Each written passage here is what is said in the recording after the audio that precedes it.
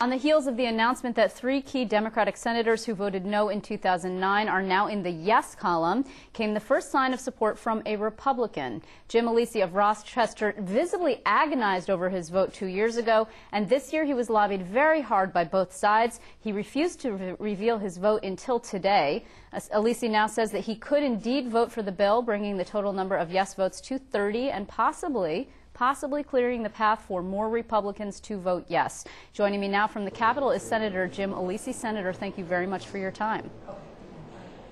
Thank you, Liz. So you said that if the bill looks the way you want it to when it gets to the floor, you will be able to support it. Do you need some changes, or are you ready to go at this point? No, what I understand is that the bill does contain assurances that religious groups, churches, etc., will not be required by this law to perform marriage ceremonies for same-sex couples. And as long as that part of the bill satisfies those concerns, then I can embrace this, and I fully intend that that will be the case. But didn't the bill in 2009 also have those protections? I mean, my understanding from the governor's press conference earlier today is that there won't be significant changes in the legislation from the one that you voted against in 2009. You're correct in that, but in 2009, as one of the reporters asked in that press conference, what is the difference between 2009 and now? And as I explained it, in 2009, you have to remember we live in a very political world here. That bill was brought out, I think, at the very worst possible time. It was a disservice to the LGBT community. And I had said that if the bill had come to the floor after the election, that there probably would have been passage. So my no vote was really a political vote, and my intended vote is a vote that's based on virtue. And I think that Tom Duane, for one, a fellow senator, understands the political nature of the world we live in. I, in fact, did even offer him an apology for taking a political vote, but he understands politics. It's the world that we live in. This time around, we're in the majority, and we're a long way from election.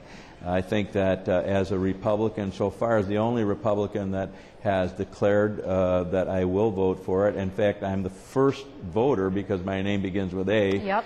I think that sends a message not only to my Republican colleagues, but to everybody, that I think we are coming to a point where if we're going to live in a country that is based on freedom and equality, that freedom and equality has to exist for everyone. Senator, have you spoken to State Conservative Party Chairman Mike Long about this? I understand actually that he's going through a funeral today. He's burying his mom, but I know that he made it quite clear that he intended not to give an endorsement to anyone who voted yes, any Republican who voted yes. Do you believe you can win re-election? You're still intending to run for re-election, correct?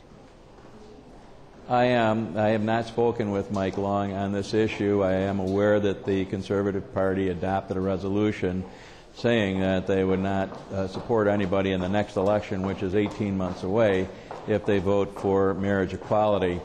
And I guess I have to accept that. I did not weigh that into my decision because, as I said before, at this point I am now voting from my heart. And as I said before, I did not vote from the heart for 2 years. I believed that having taken a political vote 2 years ago, that I have carried this with me. And as you mentioned before we were on camera, in a way this is liberating because we very rarely get a contentious issue that we can vote our hearts on rather than vote in a calculated political way. So I feel good about this. And I am sorry for those people that do not see this as just a matter of equality. It's America. And if you can't see it as anything other than that, I really apologize that they don't see it the way I do. But I have a very diverse constituency, and I have a number of people that are for this and a number of people that are against this. And I have talked to so many different groups, religious groups for it, religious groups against it, conservatives, liberals, Republicans, Democrats, average everyday people, and I'm convinced that in the intermediate to long term, this might even be a good thing for the Republican Party as well. Okay, Senator, let me just ask you, have you received assurances from the advocates, from same-sex marriage advocates, that they would support you, that they would protect you, that they will help you if in fact you face a primary challenge from opponents?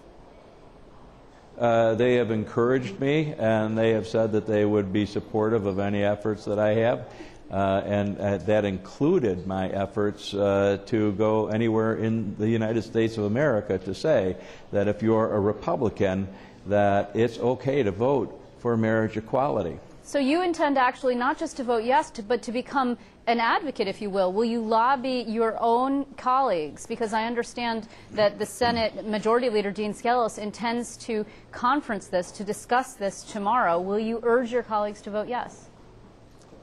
No, I will not do that, and I will not be an advocate, to use your terms. I will be an emissary at some point in the future to show that if, in fact, we do pass marriage equality in New York State, that you can hopefully survive a re-election bid. Now, that might invite those people that want to unelect me to become more energized, but I also think that invites people that believe in freedom and equality in this country to become energized on my behalf. As far as my colleagues in my conference, I am not going to put any undue pressure on any of them. I will on the floor explain why I'm voting for this, but I think by and large most of my friends on both sides of the aisle understand why I am doing it, and they should clearly understand. Do you believe that Governor Cuomo... This is nothing more than a matter of being equal. I understand. Do you believe that Governor Cuomo, with whom you've met on several occasions now, might actually cross the line to endorse you? Would he actually be able to go that far? An endorsement of what? Well, endorse your re-election efforts when you run again in 2012. Well, I can tell you I don't expect that. He's a Democrat, I'm a Republican, but what I can tell you is that on the issue of passing a budget on time, on the issue of tax caps, on the issue of eliminating a deficit without a tax increase, and on the issue of ethics and on the issue of marriage equality, he and I see eye to eye on every one of those issues. So if you take this in isolation, I can't say that he would endorse me or embrace me, but if you look at the entire playbook that really is a Senate Republican playbook with the exception of marriage equality, he and I have been on the same page.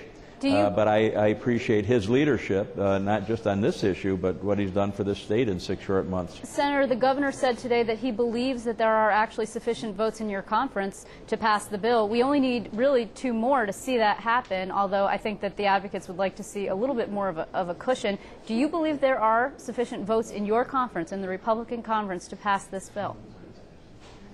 I think that if we did not have to worry about the politics of this, if we did not have to worry about getting reelected, and this is the world that we live in, if we were just out in everyday normal life in some other job, that you would probably see 12 or 14 more votes than you will see when the final vote is cast. But you do believe that there are sufficient amounts of votes in your conference. It only is going to take 2 or 3 more. Do you believe that that's there? I believe that there might be sufficient votes, but I don't think that that will be reflective of how many people really believe in equality. I think that there are many more people that see this issue for what it is truly, but can't, because of their re-election efforts, that they can't vote for it. Will this measure come to the floor, actually? Will Dean Skelos allow this measure to come to the floor? I think Dean, who is a good friend of mine, but speaking him only as leader, has shown tremendous leadership on this issue by letting this bill come to the floor if and when it does.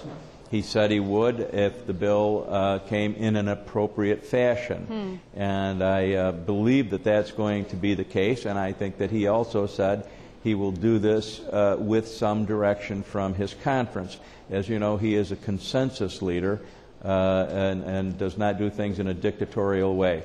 So I do think that we will see the bill come to the floor, but I think also that that shows a leader that is strong and on balance, one that listens to his conference.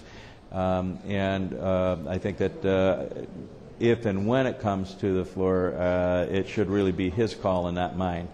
Well, Senator Alesi, I want to thank you very much for making time for us, and it's really quite a historic moment, so thank you very much. Thank you, Liz, for having me, and it is an historic moment, and I hope history will prevail in a few days.